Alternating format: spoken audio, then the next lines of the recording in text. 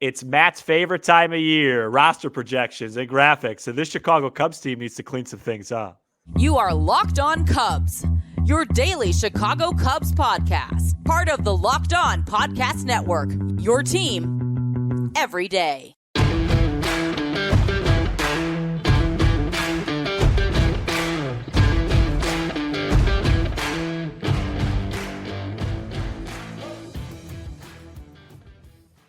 You are Locked On Cubs, part of the Locked On Podcast Network, your team every day, alongside Sam Olber. I'm Matt Cozy. Sam and I are lifelong fans, taking our passion into discussion with you on all things Cubs. Thank you for being part of the show and making Locked On Cubs your first listen today. And the best way you can help us grow the show is to listen every day, like the video, and comment anything below. Today's Thursday episode, as the week rolls along, is presented by Game Time. Download the Game Time app, create an account, use code LOCKEDON for $20 off your purchase. We are 3 weeks away from opening day. That's right, only 21 days from the first game of the season. We're going to count down the days later with jersey numbers, as we have been doing.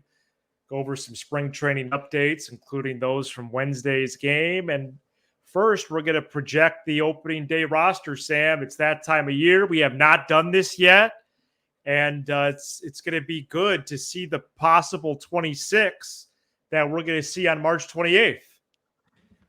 Yeah. Well, first of all, thanks for having me on. Thanks for being on.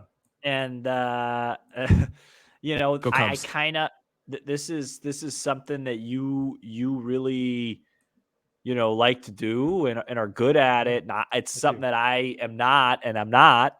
So, I'm kind of going to hand over the keys, and, I may have a couple pieces of sushi on this program. I hope not. All right. Well, I will say that this projection is fairly conservative. It includes people that are actually out right now with injuries. The reason being because indications from Wednesday are really all positive. Hap is already playing catch and taking BP. Madrigal's doing the same thing. Wisdom's going to play this weekend. So really the guys that are sidelined right now, it is looking optimistic. So let's go over some of this as the graphic is now on the screen. And for audio peeps, I'm having deja vu, man. So rotation, I got Steele. I'll read it aloud that we can kind of go over it. Please. Steele, Hendricks, Imanaga, Tyone, and Wicks. And, of course, that's the order is subject to Craig Counsell. Sure. Relief pitching, I have I guess that would be descending order. But, again, that's going to be discretion of Counsell. Alzolay, Neris, Merriweather, Smiley, Leiter, Little, Quas, and Yency Almonte, who's out of minor league options. We'll get to that in a minute. Gomes and Amaya behind the dish. Swanson, Horner, Bush, Madrigal, Mastroboni, and Wisdom in the infield, although Mastro, it looks like, is going to be notching out a little bit more of a utility role than we thought. Outfield, Hap, Bellinger, Suzuki, and Talkman. And then utility/DH, I do have Christopher Morel. First impressions of this roster, Sam, and curious the point of deja vu you're having. Well, the deja vu is because the last time we used this graphic was around this time of year last season. Yeah. So I can't believe it's one of those things where now that it's in front of my face, I can't believe it's almost been a year. It's real. I don't have one gripe with this. Yeah, it's on the conservative side, but I think this is the most realistic. I agree. Here's a couple of food for thoughts, if you will. Okay. If Hap, for whatever reason, did start the year on the IL, I think Canario would be in his place. Right. It's very hard for me to say this. Who would be in Madrigal's place? Wait, hang on one second. Oh, sorry. Hang on one second, please. I think there's a chance that Mark Leiter does not make this club. Okay. I like Little. I think he makes it. And I think there's a chance that Carl Edwards Jr. starts the year with the big club. Yeah, so I typed Carl Edwards' name once in this Yeah. projection. The Luke Little making the team is a little bit of a departure for what I'm used to, or kind of the biggest departure from being a conservative projection, just because he's thrown 6 2/3 career innings. Mm-hmm. But the Cubs only have one lefty right now with Smiley otherwise. Who Although doesn't get out lefties, by the way. Right, he doesn't get out lefties. Leiter's kind of a pseudo lefty. But I guess being deficient on that arm side led me to put Little in Yeah. there. But I considered Edwards was the player I considered the most that you don't see. And then there's the Edwin Escobar guy probably is, he's got a chance. He would probably be next. Yeah. Yeah, he's up there. I mean, the bullpen, it's random, Yeah. I think on your list, the locks would be obviously Adbert, Neris, Merriweather, Smiley, and then I'd say soft locks would be Quas and Almonte. Yeah, and Quas has pitched really well in the spring. Yeah. And Almonte, you cannot send him to Des Moines. Right. So him being out of minor league options, I think he opens the year on March 28th. If he falters, then he's gone. Right. And whereas Carl Edwards then as a veteran, he could actually elect not to go to Des Moines, but that would be surprising. He's built up goodwill with the organization. He knows the shuffle of the bullpen during the year. So I think he would accept an assignment like that if he doesn't make it. The Magical Mastro, I think that could be, they both have options. I think they may see time with the iCubs this year. If Magical doesn't make it for injury or performance, I was struggling to find another infielder. Mm-hmm. And so maybe that's Canario in that spot to boost maybe some power profile on this team. Because I don't really have another name there, honestly. Yeah, it kind like looking at this out, in front of me, I think Madrigal's going to make the team. Right. Because Mastroboni's not an everyday third baseman, because what's going to happen when they face lefties, and as we're going to talk about in a few minutes here, Morel is just, still just very, very. He's not an everyday third baseman either. Yeah, it's just he's very green there. And so, the only question I would have, and it's not for you, it's for Mr. Jed Hoyer, would be, I don't really see much of much room for David Peralta. Like, no. Peralta would be in Tauchman's spot, but Counsell already admitted that Tauchman has a spot. And by the way, he looks tremendous. And Peralta has not played yet. Yeah, so it's all interesting. This is all you. This is your type of stuff. You could dig into this and, figure out the different combinations and then just pass it along to me. Maybe the magical replacement would be Dom Smith if he's healthy enough to actually be a major league player on the 28th.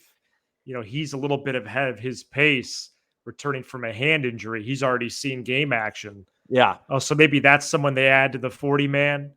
Javier Assad was not on here. I think he opens the year as a starter in Des Moines. I think Hayden Wisniewski does the same. I have Wicks winning the 5th job. And, we'll see, because the competitions as it stands, as you look at the roster, is truly in the bullpen. The positionally, it's just a matter of what Craig Counsell wants to do and what Jed Hoyer wants to do. But really, in terms of true healthy competition, excluding injury, excluding health, it really is just those 1 to 3 bullpen spots. Well, I'd like to break some news right now and tell you, looking at that and seeing the lack of depth really at third base, unless Morel could figure some things out here quickly, Matt Shaw will be your 2025 starting third baseman. I don't think that's a reach. No, I don't think it's a reach at all. And he might be the everyday guy there by the time, we celebrate Independence Day. So, who knows? Maybe I'm a little higher on him than I should be. But he looks like a ball player to me. I think it's a combination of things with Matt Shaw that we're so thirsty for an actual third baseman that could play over there. But he's also looking good. But yeah, that team is deficient right now at that spot. And if Matt Shaw, if July rolls around and he's at third, it wouldn't surprise me. It's just a lot for a kid.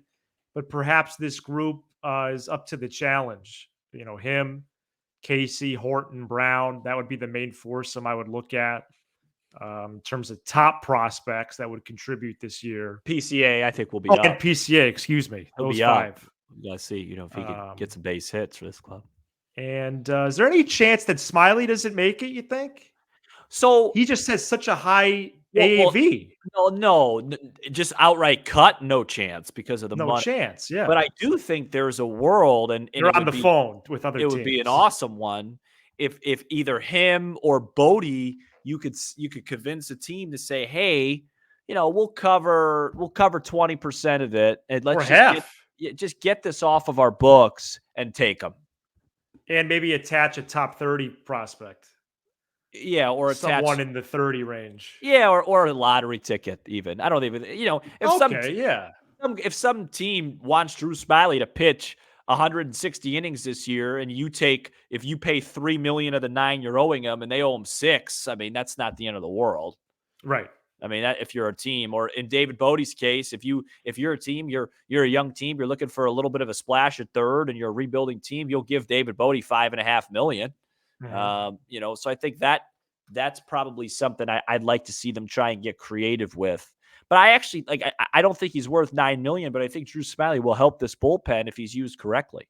Yeah, I think there's a chance of that, and I hope it does happen. Coming up next, we go back to Mesa AZ and get some spring training updates. Let's give a warm welcome to another brand new partner here at Locked On Cubs and all of the Locked On Podcast Network. That's Amazon Fire TV. Amazon Fire TV is your destination for sports, from live games to highlights to in-depth analysis. And it offers amazing viewing experiences with smart TVs, as well as the Fire TV stick that you can plug into your existing TV that provides access to millions of movies and TV shows, as well as free and live TV. Whether it's opening weekend for baseball or the college basketball tournaments coming up, you're going to want to have Fire TV. Fire TV also recently created Fire TV channels to deliver a constant supply of the latest videos from your favorite sports brands, all at no cost. That includes all of us here at Locked On. We're really excited to be on Amazon Fire TV. Keep up to date on all the latest in the world of sports, March Madness, NBA, MLB, and lots more, not to mention great news, entertainment, gaming, travel, cooking videos as well. Check out Fire TV channels on Fire TV and Alexa devices. If you haven't checked this out, you should. Trust us on this. To learn more, visit Amazon.com/LockedOn Fire TV.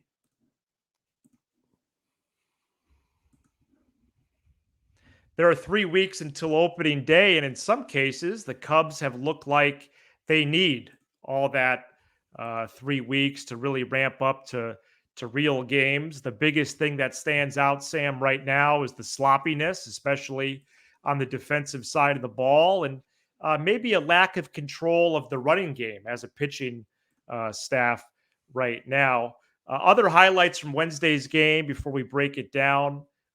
Christopher Morel did struggle defensively, as Sam's going to note, but he does continue to impress at the plate. Seiya Suzuki homered, Cody Bellinger debuted, Yency Almonte debuted, and Mike Tauchman went 2 for 3 with the double. Sam, what are you noticing about the sloppiness right now? Look, I if you watch the show every day, I've had, I would say, doubts, is putting it kindly, about Christopher Morel's ability to play third base at the major league level. I think people don't realize how precious defense is and what the expectation is at the big league level in order to play a position at a league average level. I think we just throw around that term, hey, if he could just be league average there. Well, let me tell you what league average is. For every 100 plays or attempts that Christopher Morel gets that are routine, right? Doesn't have to go many places. He's got to make about 97 and a half of them right. Okay, 97.5%.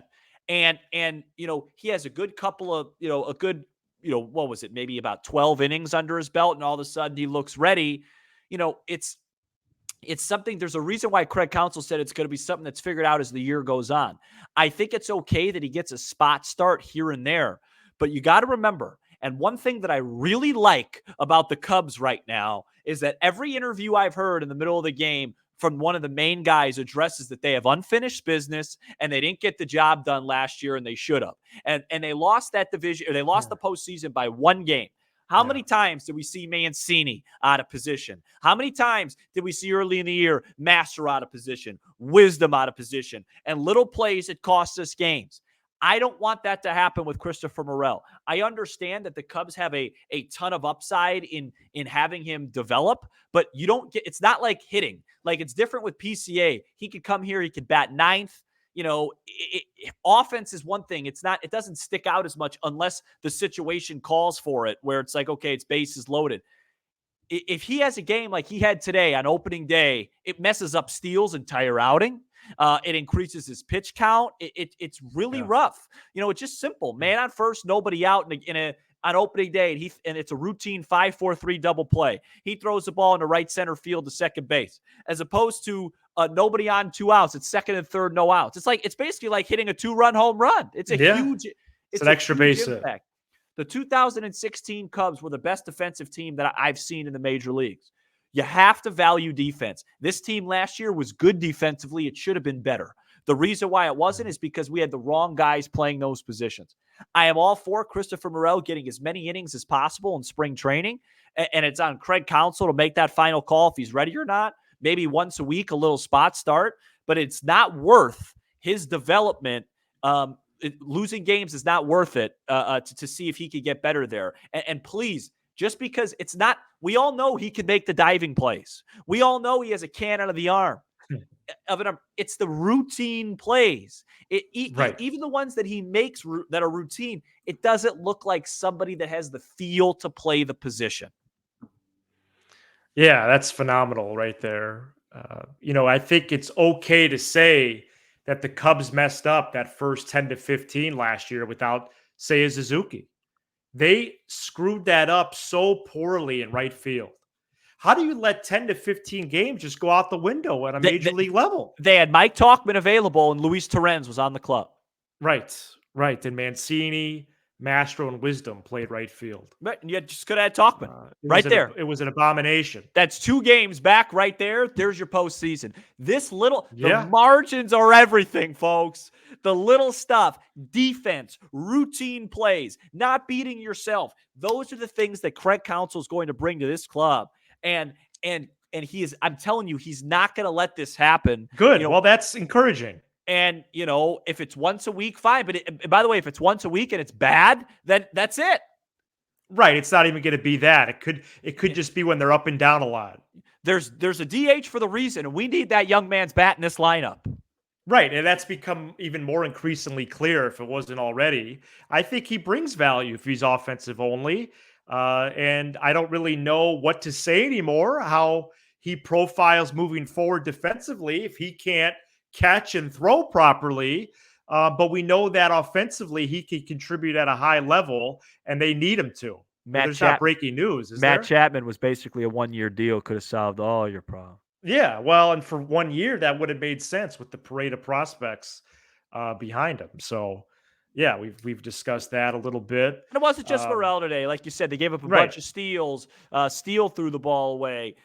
Suzuki really should have hit 2 home runs. He was robbed, I believe, by former Chicago Cub Jake Marisnick of a home run his first at bat, and then he hit a long home run to left center. I'd like to see. I just want to say it one more time. Yes, I'd like to see Seiya Suzuki take that step. I want him playing in the All-Star game. Right. I want. Well, you called the Steele All-Star game last year. I want his number of home runs to His start number with is 27. I want his number. Oh. No, he better hit more than that. I want a 3 next to So his you want home. him to hit more than his jersey number? He should. Okay. He should be a 30-plus home run man for this club. And I want him to stay healthy physically, and I want him to put it all together. 30-plus homer man. Because I think he might be the best player on this team. And let's keep emphasizing the importance of the April games. I understand we're the only podcast that delivers that message, that games in April are important. But do we have to replay last year? Do we have to go over the importance of getting off to a nice start and taking advantage of your schedule? Folks, they play the Rockies the second series of the year. That should be 3 wins. Well, yeah, maybe. No, if you're greedy, that should be 3 wins. Yeah, you have to win the series. Well, I understand.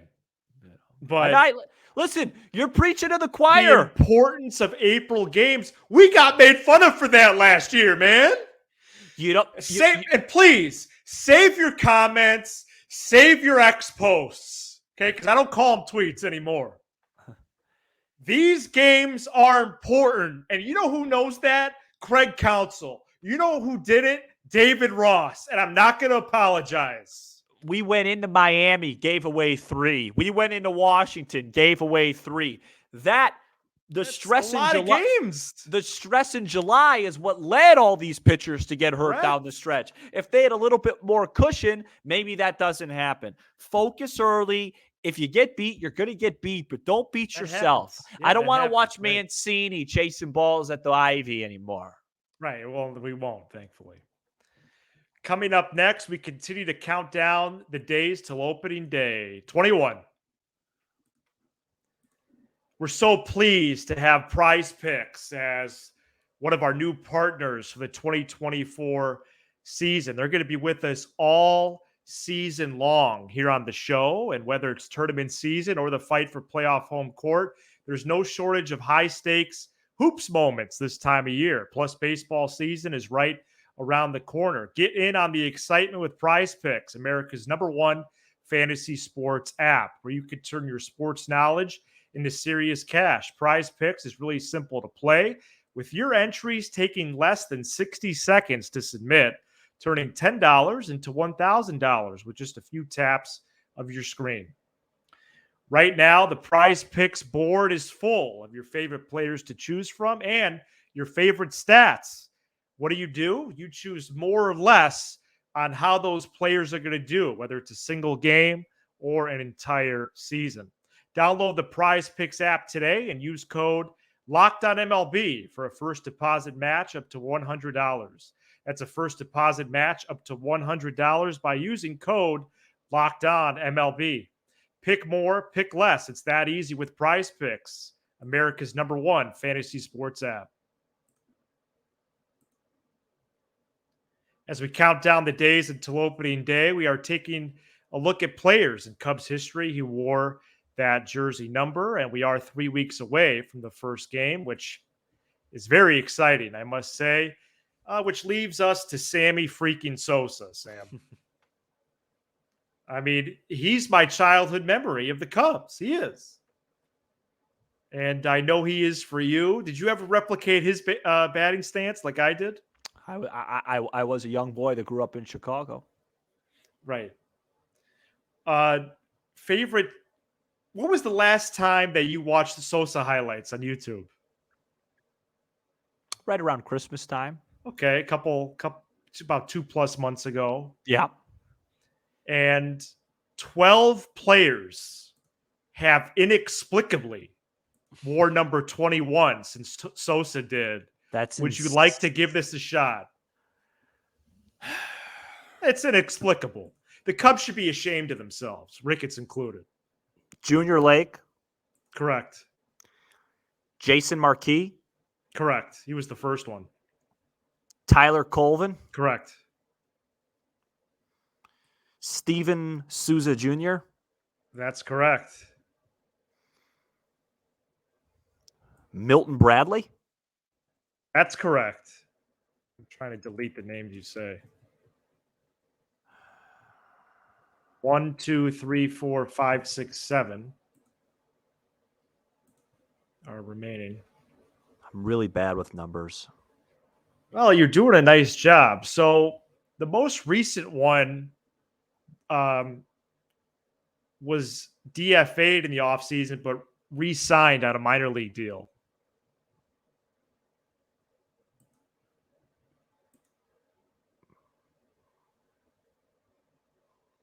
Leiter didn't wear 21. Ethan Roberts. Are you serious? Yep. Ethan Roberts is wearing 21. He did when he appeared, yeah. Oh, Let's see. He was an opening day starter in, I believe, 2017. He was one of those random dudes. Zagunis. Zagunis is right. All right, Cross hang him on. off. All right.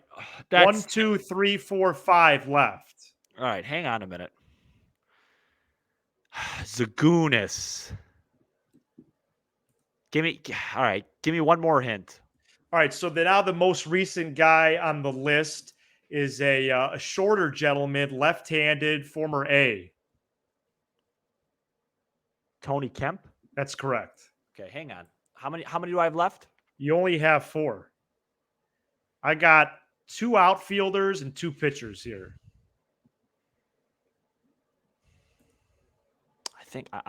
I think did Tyler Chatwood wear 21? He did for a short time. Very good. And then he changed it, I think. He changed it, right? Orioles trade. Small Orioles trade.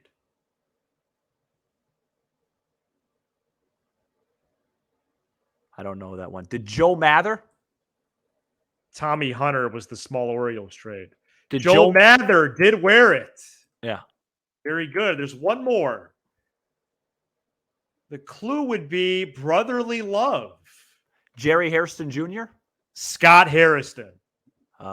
Very good. All right. Not bad. All right. Nice job, Sam. I'd like to say something before we go off the air. Yes. Did you notice yesterday that you took the under? Yeah. And it was, everybody was Matt for president. I agree with Matt. Matt's the best. And then when I come out and be negative, man, Sam's never happy about anything. What a, gosh, is this guy just ever nothing? This guy doesn't like the Cubs. No, it's, it's just people have accused you of not being a fan. People, it must be something in your cadence. I don't know what it is, but I did find humor in that. Everybody was on the Matt bandwagon for taking the under. For Friday's episode, we have the first edition of Overreaction Theater plus Best and Worst of the Week. Scott Harrison. Why don't I even remember him? He must have been like less than 20 games. I think he was a righty that was just there to hit lefties. Yeah, I don't think it was. It must have been a couple handfuls. I remember Joe Mather, I believe, had a huge walk-off base hit against the Cardinals in 2012. Second and third, 2 outs, 9th inning, down a run. He had a base hit up the middle. It was like an April-May game. Fact check me on that. You have quite a memory. And then I went to the next game. Shout out to my buddy Nico. And I think the Cubs walked them off again. And Alfonso Soriano hit like a weird ball in the second base. And it ate up the second baseman. And the Cubs walked off. And we missed the train. 2012. Yeah. Oh, missing the train is never a good experience. Yeah, because we were seniors in high school. Thank you so much for checking out this edition of Locked On Cubs. You give us 20 to 30 minutes. And we'll give you all things Cubs with a laugh or two along the way. Be sure to hit subscribe on YouTube, smash the like button for the algorithm, leave a 5-star review on Apple, Spotify, and everywhere you get your podcasts. We'll be back on Friday. He's Sam Olber. I'm Matt Cozy. This is Locked On Cubs. Ethan Roberts. Go Cubs.